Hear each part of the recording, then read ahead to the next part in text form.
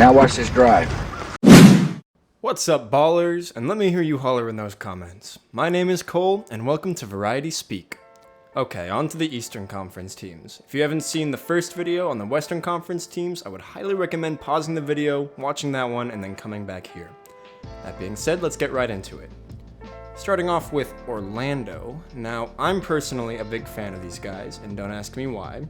I just think it's such a hodgepodge of likable players, and they play the right way, and even though they brick every three-point shot they take, I just like them. So this section might be a little long.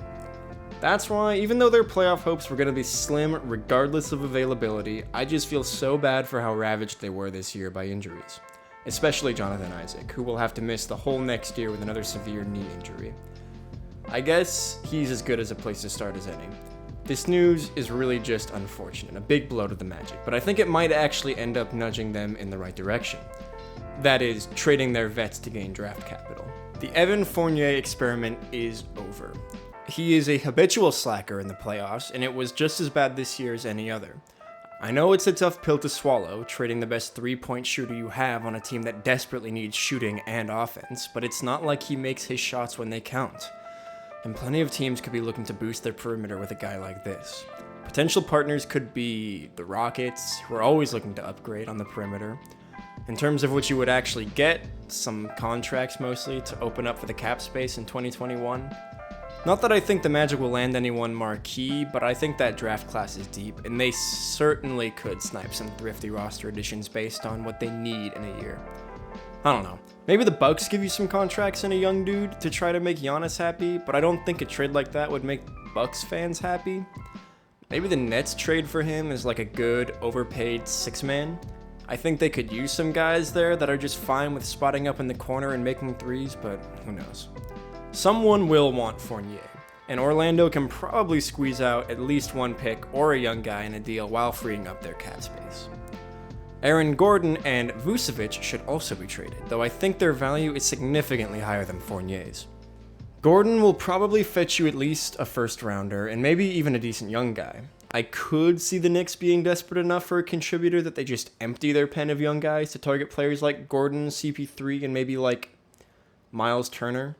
Just, like a complete roster overhaul. But really, most teams are going to want a player who can play D and do a little of just about everything like Gordon. Trading Vucevic might be harder in terms of just matching the salaries, but he's certainly worth the most out of these three guys. I mean, he's 1 year removed from being an all-star and was basically the only bright spot for the Magic this postseason, carrying the team's offense with his versatile scoring. The problem is, I don't really know what team needs a big guy like that for the money that they're paying him. The only team I can think that would really want to upgrade at any cost is Milwaukee. And do you really want to move Brook Lopez to the bench?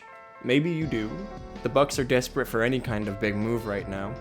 I think he would fit well with the Celtics, but what contract are you moving then? Maybe something like Hayward and a first rounder. Maybe throw some second rounders in to sweeten the pot. That doesn't seem terrible to me. You get Gordon's expiring money, a versatile offensive and defensive player who can mentor the young guys, and a couple picks, Maybe just a couple second rounders. That might be a lot for Vucevic. My only problem is that I think teams should generally be very wary of trading with the Celtics ever. Oh, one more thing. Don't trade Terrence Ross. He is a darling, and he should retire on the Magic. So moving on to their young guys, and yes, this Magic section is still going on. I think there is a lot to be excited about. Markelle is really awesome and young, and the league definitely gave up on him too early, and I think he'll benefit from the lack of spotlight he faces playing for the Magic. He's not the best shooter, but he has time to improve in that area, and he definitely has a lot of upside. Mo Bamba came out of the quarantine looking like a beast. I don't know how many pounds he gained exactly, but it was a lot, and it shows. I was a little confused why he got so little playing time in the bubble, but I think if they move off Vooch, they can finally give him some starter minutes and get him more comfortable on the court. Wesley Iwundu had a bit of a breakout performance in the bubble as well. I would look to get him more minutes this coming season. Jonathan Isaac, of course, is the piece you're most excited about. So just biding time till he gets back while acquiring as many assets as possible should take precedence this next year. To make a very long story short, this Magic team has a lot of movable assets, interesting young players, and the ability to open up cap space in 2021. Also, shout out to Steve Clifford for being the only head coach to keep his job in the Eastern Conference first round out teams. He's keeping it a buck in Orlando. On to the Nets, who are looking to buy, no doubt. I've already seen packages they've supposedly put together for players like Drew Holiday. He wouldn't be bad on any team. I would not be mad at that. Also, if you listen to the players, he is the best defensive guard in the league, so that's probably worth something. Those rumors make me think they're looking to trade Jared Allen so they can open up starting minutes for DeAndre Jordan as well. We'll see if that's a good idea, but I definitely think he's a quality player, and on a decent contract. I think he's become a little overrated because Jared Allen and him were competing for minutes this year. So if they do get a player like Drew, I'm fine with that. Other players they should probably move off of? Spencer Dinwiddie, Garrett Temple, and Taurean Prince. I think you could package these players to get one solid vet who can be a legitimate starter at a good salary. Maybe like Evan Fournier, like I was discussing before. Oh, and Karis LeVert on his very team-friendly contract is totally untouchable. You just don't get that kind of disparity in talent to contract very often, and the Nets should use it to bring in expensive guys while they can. I love Steve Nash as the head coach. He came out of left field, but all I know is that he has already discussed playing KD at center, which is just kind of genius. I love that he seems willing to be innovative in his approach to coaching, and I think he's an all-time great leader who will do a better job of corralling the melding pot of personalities that permeates the Nets locker room. Outside of just bolstering the roster, though, the Nets took the prize last offseason already.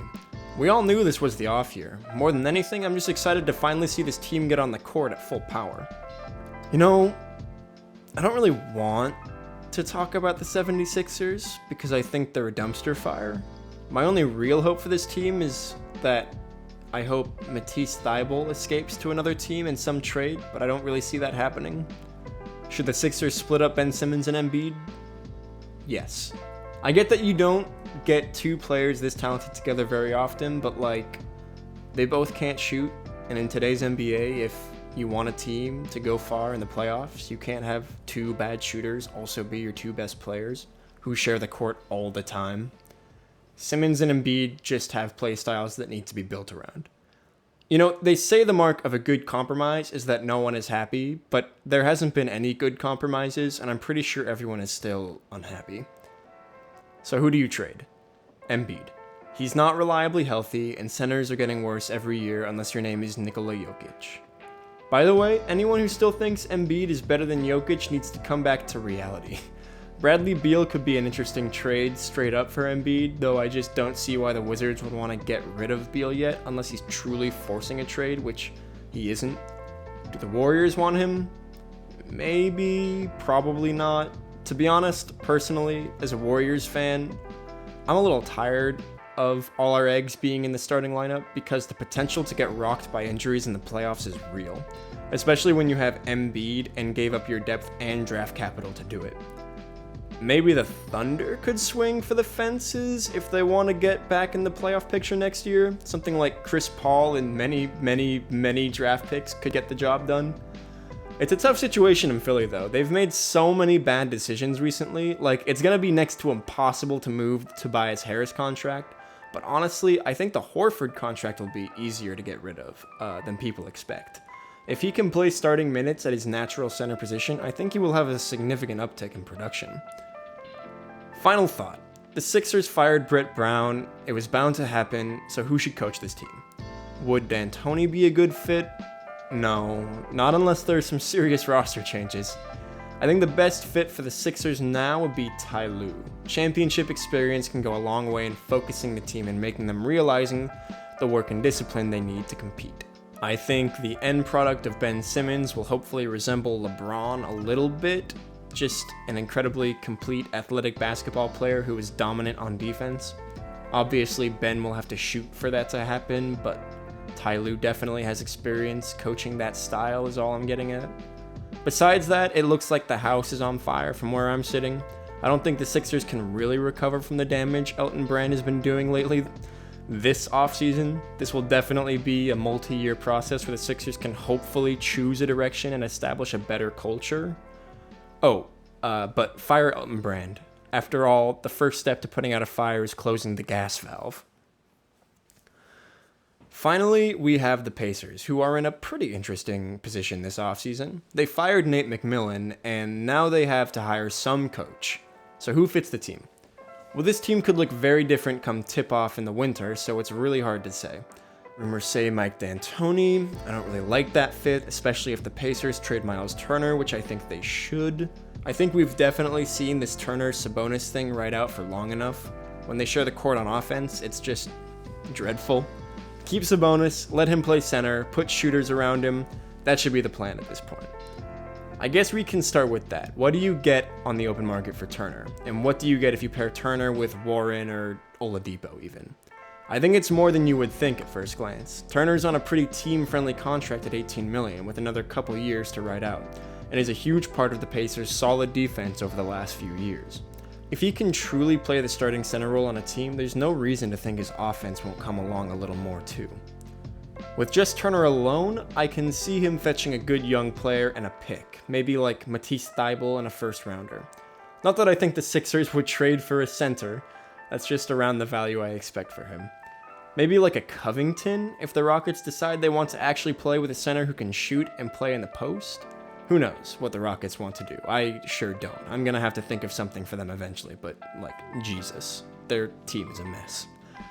If you combine these contracts, could you get like a Bradley Beal kind of player? Nah. Honestly, the way Depot played this season, I don't think he'll fetch you much. I think the Pacers should stand pat with him and Sabonis as their guys, and continue building the solid supporting cast of TJ Warren, Malcolm Brogdon, and whoever you can fetch on the open market for Turner, which is probably someone pretty good at the forward position. We'll just have to wait and see with that one. Besides that, the contracts kind of tie this team up, but I think a new coach, a more open offense for Sabonis, and Depot hopefully coming back into form will do a lot for them. And this is a solid team already, so no need to readjust just yet. With that said, thanks for watching the video all the way to the end. Tell us what you would do if you were the GMs of these teams, and how stupid I am for trading XYZ for whatever. I'm Cole, and have a blessed day.